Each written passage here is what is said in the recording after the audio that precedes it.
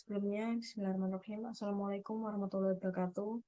Perkenalkan, saya Sukmanur Aristian, NIM 248219357, mahasiswi jurusan akuntansi. Mohon izin melaksanakan tugas pertemuan 10 mata kuliah analisis laporan keuangan, yaitu memilih dari 3 perusahaan yang telah saya analisis sebelumnya, manakah yang paling menguntungkan.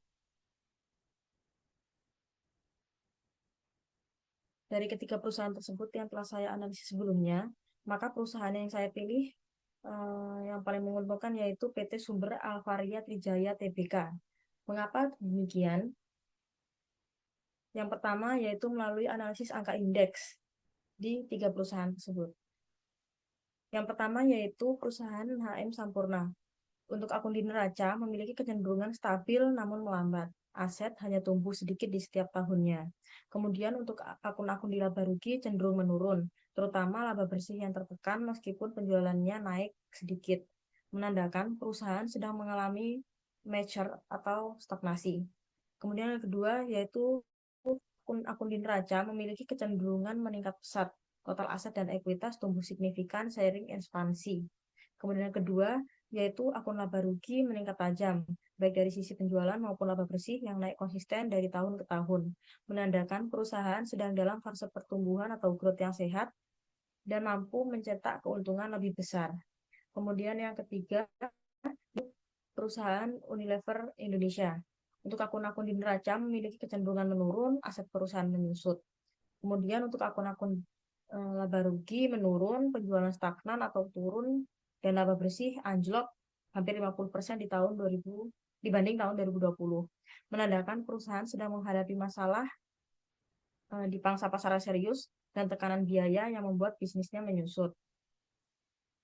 Dan selanjutnya yaitu analisis common size, itu nanti tas investasi dan masing-masing aktiva terhadap total aktivanya, juga untuk mengetahui struktur permodalnya, dan juga komposisi perongkosan yang terjadi dihubungkan dengan jumlah penjualannya, yaitu menggambarkan perubahan setiap komponen yang diperoleh suatu dasar umum yang dapat digunakan untuk pembagian antar laporan keuangan. Yang pertama yaitu di perusahaan HM Sampurna, yaitu untuk akun-akun di neraca memiliki kecenderungan yang konservatif, yaitu ekuitas atau modal sendiri cukup tebal dibandingkan utangnya.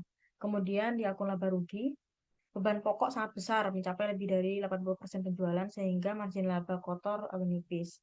Hal tersebut menandakan struktur modal aman, namun efisiensi biaya produksi perlu ditingkatkan. Kemudian perusahaan kedua yaitu Sumber Alvaria Trijaya. Untuk akun-akun di neraca memiliki kecenderungan pada persediaan aset lancar didominasi oleh barang dagangan atau inventory yang wajar untuk retail. Kemudian di akun laba rugi, beban operasional efisien, meskipun margin menipis, perusahaan mampu menjaga profitabilitasnya tetap positif. Hal tersebut menandakan bahwa struktur keuangannya wajar untuk bisnis dagang dengan perputaran uang yang cepat. Kemudian yang ketiga yaitu perusahaan Unilever. Untuk akun-akun di neraca memiliki kecenderungan yang sangat beresiko, yaitu kewajiban atau utang jangka pendek mendominasi struktur modal hingga lebih dari 75% dari aset. Kemudian di akun laba rugi, margin menurun, persentase laba bersih terhadap penjualannya juga semakin mengecil tiap tahunnya, menandakan ketergantungan tinggi pada utang jangka pendek dan hilangnya kemampuan mencetak laba besar yang seperti tahun sebelumnya. Yang selanjutnya yaitu analisis rasio laporan arus kas. Alat analisisnya itu yang pertama yaitu ada rasio arus kas operasi, yaitu menghitung kemampuan arus kas operasi dalam membayar kewajiban lancar. Diperoleh dengan membagi arus kas operasi dengan kewajiban lancar. Kemudian yang kedua yaitu rasio cakupan arus dana atau CAD untuk mengetahui kemampuan perusahaan dalam menghasilkan kas guna membayar komitmennya. Kemudian yang ketiga yaitu rasio cakupan kas terhadap hutang lancar, yaitu untuk mengukur perusahaan dalam membayar hutang lancar berdasarkan arus kas operasi bersih. Kemudian selanjutnya alat analisisnya yaitu rasio pengeluaran modal, yaitu untuk mengukur modal yang tersedia untuk investasi dan pembayaran hutang yang ada. Kemudian yang kelima yaitu rasio kecukupan arus kas, yaitu untuk mengukur kemampuan perusahaan dalam menyediakan kas untuk memenuhi kewajibannya dalam jangka waktu 4 tahun mendatang. Yang pertama yaitu arus kas operasi untuk perusahaan HM Sampurna yaitu di bawah satu, yang berarti kemungkinan perusahaan tidak mampu membayar kewajiban lancarnya hanya dari kas operasi saja. Untuk perusahaan yang kedua yaitu Sumber Alvaria Trijaya, yaitu stabil di angka 0,41, itu di bawah satu. Meskipun di bawah satu, hal tersebut wajar karena untuk minimarket, karena uang tunai berputar sangat cepat setiap hari, jadi risiko gagal bayarannya pun tetap rendah. Kemudian untuk PT Unilever menurun drastis ke 0,33, menandakan kemampuan kas operasi untuk menutup utang jangka pendek semakin melemah dan berisiko. Yang selanjutnya yaitu alatnya cakupan arus dana atau CAD untuk perusahaan HM Sampurna, yaitu di atas satu, yang berarti mampu membayar hutang lancar. Yang kedua yaitu perusahaan Sumber Alvaria Trijaya, itu sangat baik. Angka naik terus hingga 4,50 di atas satu, menandakan perusahaan memiliki kas yang melimpah untuk menutupi komitmen keuangannya. Kemudian perusahaan yang ketiga yaitu Unilever Indonesia, masih baik di angka 4,16, pasnya dia yaitu di atas satu. Perusahaan masih mampu menghasilkan kas untuk menutup bunga dan pajak. Selanjutnya alat analisisnya yaitu cakupan kas terhadap hutang lancar. Untuk perusahaan HM Sampurna itu di bawah satu, cenderung rendah. Kemudian kedua yaitu Sumber Avalia Trijaya, stabil kisaran 0,35, juga di bawah satu, menandakan ketergantungan pada perputaran penjualan harian sangatlah tinggi untuk membayar hutang. Kemudian ketiga yaitu Unilever Indonesia, eh, sangat rendah, menandakan kas murni yang tersisa untuk membayar hutang dagang sangat tipis. Alat analisis selanjutnya yaitu analisis rasio pengeluaran modal untuk perusahaan HM Sampurna di atas satu, yaitu perusahaan mampu membiayai modal. Yang kedua yaitu perusahaan Sumber Alvaria Trijaya, yaitu di atas satu sekitar 3,17-an, sangat bagus, artinya perusahaan bisa membuka eh, toko baru atau ekspansi menggunakan uang kasnya sendiri tanpa harus berutang di bank. Untuk yang perusahaan ketiga yaitu Unilever Indonesia, menurun sampai 3,16, yaitu masih mampu membiayai belanja modal dari kas sendiri, namun kemampuannya menurun. Yang ketiga yaitu alat analisisnya adalah kecukupan arus kas, di mana perusahaan HM Sampurna itu fluktuatif atau cenderung menurun. Untuk perusahaan yang kedua yaitu Sumber Alpha Jaya, yaitu membaik menjadi positif 0,03. Kas yang tersedia untuk melunasi utang jangka panjang mulai terbentuk. Kemudian untuk yang perusahaan ketiga itu Unilever Indonesia, menurun terus hingga 0,18, menandakan ketersediaan kas untuk masa depan semakin menipis. Kemudian analisis selanjutnya yaitu analisis rasio likuiditas. Uh, Secara general yaitu bagaimana untuk kemampuan membayar utang jangka pendek. Alat analisisnya yang pertama itu rasio lancar atau current ratio, yaitu untuk mengukur kemampuan perusahaan dalam membayar kewajiban jangka pendek atau utang yang segera jatuh tempo pada saat ditagih secara keseluruhan.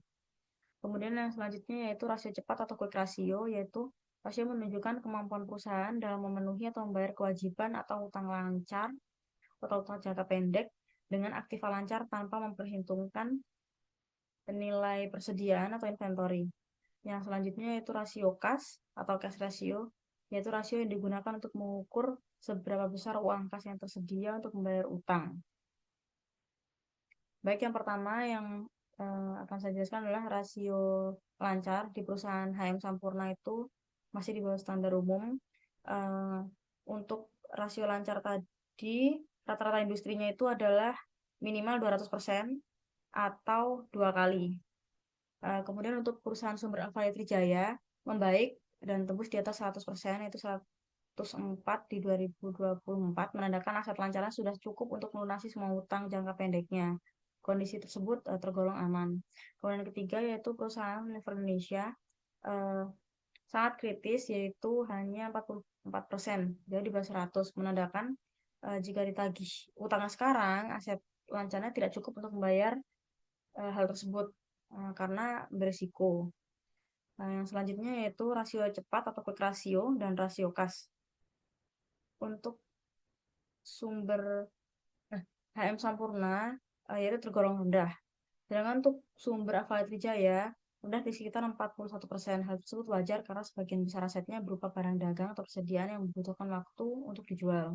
Kemudian yang ketiga yaitu perusahaan Unilever Indonesia, yaitu sangat rendah.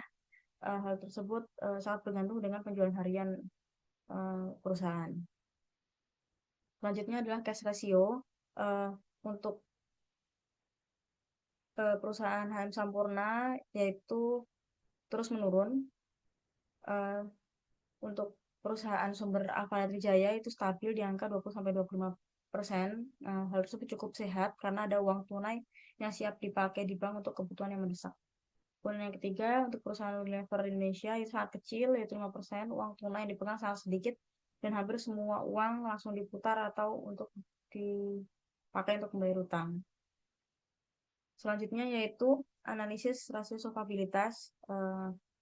Alat analisisnya yang pertama adalah debt to asset ratio, yaitu untuk mengukur perbandingan antara total utang dengan total aktiva. Kemudian yang kedua adalah debt to equity ratio, yaitu menilai utang dengan ekuitas. Yang ketiga yaitu long term debt to equity ratio, yaitu rasio antara utang jangka panjang dengan modal itu sendiri.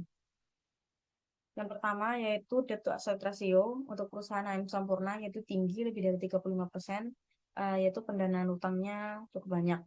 Yang selanjutnya yaitu perusahaan sumber Alfa Trijaya itu membaik, turun dari 70% ke 54%, artinya perusahaan semakin mandiri dari beban utangnya dan semakin ringan relatif terhadap asetnya. Kemudian yang ketiga yaitu perusahaan Unilever Indonesia yaitu memburuk, naik ke 86%. Hampir seluruh aset perusahaan dibiayai oleh utang. Ini sangat beresiko jika terjadi suatu permasalahan. Kemudian yang selanjutnya yaitu debt to equity ratio untuk perusahaan HM Sampurna itu eh, trennya itu naik melebihi 90%. Hal tersebut menandakan perusahaan tersebut kurang baik. Untuk perusahaan sumber Alfa Trijaya membaik signifikan, turun dari 240 menuju 119. Sehingga resiko keuangan itu berkurang dibandingkan tahun 2020. Selanjutnya untuk PT Unilever Indonesia itu sangat buruk, lebih dari 600%, di mana utangnya berkali lipat lebih besar daripada modal pemiliknya. Kemudian selanjutnya itu long term debt to equity ratio untuk HM Sampurna itu cenderung menurun. Untuk sumber Alfa Trijaya sangat rendah, di mana perusahaan hampir tidak memiliki utang jangka panjang yang membebani, dan hal tersebut perusahaan tergolong sehat. Selanjutnya yaitu PT Unilever meningkat ke 96%, di mana beban utang jangka panjangnya itu mulai memakai porsi modal. Selanjutnya yaitu analisis rasio aktivitas untuk mengukur efisiensi kinerja perusahaan. Yang pertama yaitu menggunakan alat perputaran piutang atau receivable turnover, yaitu mengukur seberapa lama penagihan utang selama satu periode, penagihan piutang selama satu periode atau beberapa kali dana yang ditanam dalam piutangnya berputar dalam satu periode. Selanjutnya itu perputaran persediaan atau inventory turnover, yaitu mengukur berapa kali dana yang ditanam dalam persediaan atau inventory ini berputar dalam suatu periode. Yang selanjutnya itu perputaran modal atau working capital turnover, yaitu menilai keefektifan modal kinerja perusahaan selama waktu tertentu. Nah, selanjutnya itu perputaran total aktiva atau total asset turnover, itu mengukur perputaran semua aktiva yang dimiliki perusahaan dan mengukur berapa jumlah penjualan diperoleh dari tiap rupiah aktiva. Untuk receivable turnover atau perputaran piutang, yang pertama di perusahaan HM Sampurna cenderung rendah, yaitu over investmentnya di piutang. Kemudian perusahaan sumber Alfa Trijaya itu sangat tinggi, artinya penjualan hampir semuanya tunai, mini market jarang terjadi hutang, sehingga penagihan uang cenderung lebih cepat. Selanjutnya yaitu PT Unilever meningkat, kemudian penagihan piutang cukup cepat dan efisien. Selanjutnya yaitu inventory turnover untuk perusahaan yang Sampurna itu di bawah 20 kali, sedangkan sumber Alfa Trijaya stabil sekitar 10 kali, di mana barang di toko tersebut itu rata-rata habis dan pasti lebih cepat diganti baru setiap beberapa hari sekali. Hal tersebut menandakan cukup efisien untuk manajemen stok sebuah toko. Kemudian untuk PT Unilever menurun ke 14 kali, analoginya tuh barang mulai menumpuk dan lebih lama di gudang, menandakan penjualannya melambat. Nah, selanjutnya itu working capital turnover untuk perusahaan HM Sampurna berangsur tinggi, untuk perusahaan Sumber Avaret Jaya berubah drastis atau dari negatif menjadi positif. Hal tersebut menandakan perusahaan membaik atau bagus, artinya modal kerja perusahaan berputar sangat cepat untuk menghasilkan penjualan. Dan selanjutnya yaitu perusahaan Unilever Indonesia cenderung negatif karena modal kerjanya atau working capitalnya negatif, di mana hutang lancar itu lebih besar daripada aset lancar. Rasio tersebut tidak bermakna positif yang menandakan tekanan likuiditas. Selanjutnya yaitu total aset turnover untuk perusahaan HM Sampurna naik melebihi 2%, sedangkan untuk Sumber Avaret Jaya eh, cenderung sangat efisiensi, di mana tembus 3 kali, di mana setiap 1 rupiah aset menghasilkan 3 rupiah penjualan, sehingga penjualannya sangat produktif dalam menggunakan asetnya. Selanjutnya yaitu Unilever Indonesia sekitar 2,19 kali, eh, juga cukup baik meskipun tidak setinggi Sumber Avaret Jaya. Nah, selanjutnya yaitu analisis rasio profitabilitas. Yang pertama itu adalah profit margin, di mana dibagi menjadi dua, yaitu margin laba kotor dan laba bersih. Margin laba kotor menunjukkan laba yang relatif terhadap perusahaan dengan cara penjualan bersih dikurangi harga pokok penjualan. Sedangkan untuk margin laba bersih, ukuran keuntungan dengan membandingkan antara laba setelah bunga dan pajak dibandingkan dengan penjualan. Kemudian alat selanjutnya yaitu hasil pengembalian investasi atau return on investment, yaitu untuk menunjukkan hasil return atas jumlah aktiva yang digunakan dalam perusahaan. Alat selanjutnya yaitu hasil pengembalian ekuitas atau return on equity, yaitu rasio untuk mengukur laba bersih sesudah pajak dengan modal itu sendiri. Yang pertama yaitu margin laba kotor untuk perusahaan AM Sampurna itu di bawah rata-rata industri. Dalam hal ini rata-rata industri untuk margin laba kotor adalah 30%. Untuk Sumber Avaret Jaya stabil karena bisnisnya menjual barang orang lain atau sistemnya retail, sehingga margin kotornya itu memang kecil tapi volumenya besar. Untuk Unilever Indonesia cenderung menurun uh, kalau kenaikan harga bahan baku, sehingga uh, tidak bisa sepenuhnya dibebankan kepada konsumen. Nah, selanjutnya yaitu alat selanjutnya adalah margin laba bersih. Uh, untuk perusahaan HM Sampurna itu di bawah rata-rata. Untuk margin laba bersih itu rata-ratanya industri itu adalah 20%. Untuk Sumber Avaret Jaya yaitu meningkat dari 1,4% menjadi 2,7. Meskipun kecil, tapi dia memiliki tren yang naik terus. Berarti perusahaan uh, lebih lebih bisa menghemat biaya. Untuk Unilever Indonesia menurun dari 16 menjadi 9. Jadi kemampuan mencetak laba bersihnya itu sangat jauh. Kemudian alat selanjutnya yaitu return on investment, di mana HM Sampurna itu semakin menurun. Sedangkan untuk Sumber Avaret Jaya meningkat ke 8,3, di mana investasi yang ditanamkan pemegang saham akan menghasilkan pengembalian yang makin tinggi. Untuk Unilever Indonesia menurun drastis dari 52% menjadi 20%. Efisiensi investasi perusahaan tergolong anjlok. Selanjutnya yaitu return on equity untuk perusahaan HM Sampurna itu sangat di bawah rata-rata atau kurang baik. Untuk return on equity itu rata-ratanya adalah 40%. Untuk Sumber Avaret Jaya itu meningkat ke 18%. Pemegang saham mendapatkan keuntungan makin besar atas modal mereka, ya, meskipun sama-sama masih di bawah rata-rata.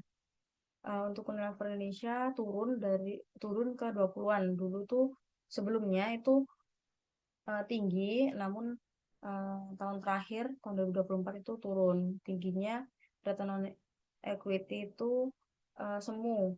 karena modalnya sangat kecil, bukan karena labanya yang besar. Kemudian yang terakhir yaitu analisis the point, di mana alat analisisnya itu adalah net profit margin, yaitu menunjukkan seberapa besar persentase pendapatan bersih dari setiap penjualan. Selanjutnya juga total aset turnover, bagaimana perusahaan memanfaatkan semua aset yang dimiliki perusahaan secara efisien dengan menciptakan penjualan untuk menghasilkan laba. Yang selanjutnya yaitu return on investment, yaitu rasio yang menunjukkan hasil atau return atas jumlah aset yang digunakan dalam perusahaan atau ukuran tentang efisiensi manajemen. Nah, selanjutnya yaitu equity multiplier, di mana kemampuan ekuitas atau ekuitas sendiri dalam menciptakan total aset. Nah, selanjutnya yaitu return on equity, yaitu mengukur seberapa besar laba bersih yang setelah pajak dihasilkan atas ekuitas sendiri yang digunakan. Yang pertama untuk net profit margin, dalam analisis 2 point, untuk HM Sampurna cenderung menurun, kemudian sumber Alfaya Trijaya menunjukkan tren kenaikan, untuk Unilever Indonesia menunjukkan tren yang penurunan. Selanjutnya untuk total aset turnover, untuk HM Sampurna efisiensi aset cukup baik, untuk sumber Alfaya Trijaya paling efisien di antara keduanya yang dalam memanfaatkan aset untuk menciptakan penjualan. Nah, sedangkan untuk Unilever Indonesia cukup efisien namun tergolong stagnan. Untuk return on investment, untuk HM Sampurna efisiensi manajemennya cenderung menurun. Untuk sumber Alfaya Trijaya efisiensi manajemen meningkat, aset yang dikelola baik untuk menghasilkan laba. Untuk Unilever Indonesia efisiensi manajemen memburuk secara signifikan. Selanjutnya untuk equity multiplier, untuk perusahaan HM Sampurna naik, porsi pemegang sahamnya mengecil. Untuk sumber Alfaya Trijaya cenderung menurun, yaitu menandakan lebih baik. Artinya perusahaan tumbuh dengan modal sendiri dan tidak bergantung pada utang pengaling. Kemudian untuk Unilever Indonesia sangat tinggi dan naik risiko bagi pemegang saham tinggi karena perusahaan ditopang utang yang sangat besar. Nah, selanjutnya untuk return on equity, untuk perusahaan HM Sampurna hasil atas ekuitasnya menurun, sumber Alfaya Trijaya hasil ekuitasnya meningkat karena kinerja operasionalnya membaik, bukan karena hutang. Kemudian untuk Unilever Indonesia hasil ekuitas menurun menandakan daya tarik investasi di perusahaan berkurang. Sehingga kesimpulannya mengapa dari ketiga perusahaan tersebut yang paling menguntungkan adalah PT Sumber Alfaya Trijaya Tbk. Dari 8 analisis tersebut, saya simpulkan yang pertama yaitu di mana pertumbuhan laba dan penjualan yang konsisten dibuktikan dari analisis tren dan profitabilitas dari ketiga perusahaan, yaitu hanya Sumber Alfaya Trijaya yang menunjukkan kenaikan kinerja secara terus-menerus. Faktanya, di mana penjualan dari PT Sumber Alfaya Trijaya naik drastis setiap tahun dan laba bersihnya naik hampir 3 kali lipat. Jika dibandingkan dengan Sampurna dan juga Unilever, untuk Sampurna itu penjualannya naik tapi sangat sedikit, namun labanya justru turun.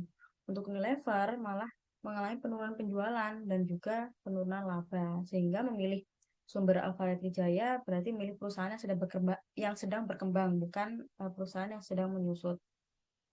Kemudian yang kedua yaitu perusahaan PT Sumber Alfaya Trijaya itu paling efisien dan lebih cepat menghasilkan uang, dibuktikan dari alat analisis rasio aktivitas dan the point. PT Sumber Alfaya Trijaya merupakan perusahaan yang paling cepat memutar asetnya menjadi penjualan. Faktanya, di mana dalam rasio total aset turnover, PT Sumber Alfaya Trijaya mencapai 3 kali. Artinya, setiap satu modal aset yang dimiliki perusahaan mampu menghasilkan penjualan sebesar Rp3. Jika dibandingkan dengan Sampurna dan juga Unilever memiliki perputaran lebih lambat. Kecepatan perputarannya itu di Sumber Alfaya Trijaya sangatlah tinggi sehingga uang tunai itu cepat masuk kembali di perusahaan. Kemudian yang ketiga yaitu kondisi keuangan semakin sehat.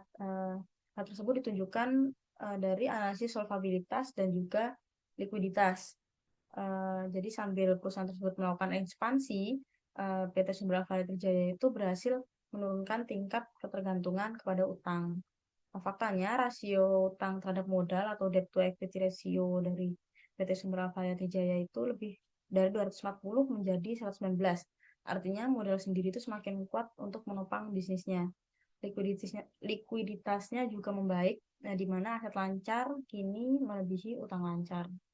Jika dibandingkan dengan Unilever, justru kondisinya semakin memburuk, di mana utang jangka pendek sangat besar melebihi aset lancarnya yang membuat risiko gagal bayar dibanding sumber Avalya Trijaya. Kemudian, mengapa tidak memilih yang lain, yaitu HM Sampurna maupun Unilever? Yang pertama, kenapa saya tidak memilih HM Sampurna, yaitu perusahaan ini memang sehat, uh, di mana utangnya rendah, punya banyak kas, namun tidak bertumbuh. Jadi laba bersihnya itu terus menggerus setiap tahun. Jika mencari keuntungan dari pertumbuhan bisnis, HM Sampurna ini bukan pilihan tepat karena performanya itu stagnan. Kemudian untuk Unilever Indonesia, yaitu perusahaan ini sedang dalam tren menurun, di mana penjualannya menurun, laba menurun, dan utangnya sangat tinggi dibandingkan modalnya. Jadi risiko keuangannya paling besar di antara eh, ketiga perusahaan tersebut. Terima kasih. Demikian yang dapat saya sampaikan. Apabila ada kurang lebihnya, mohon maaf. Wassalamualaikum warahmatullahi wabarakatuh.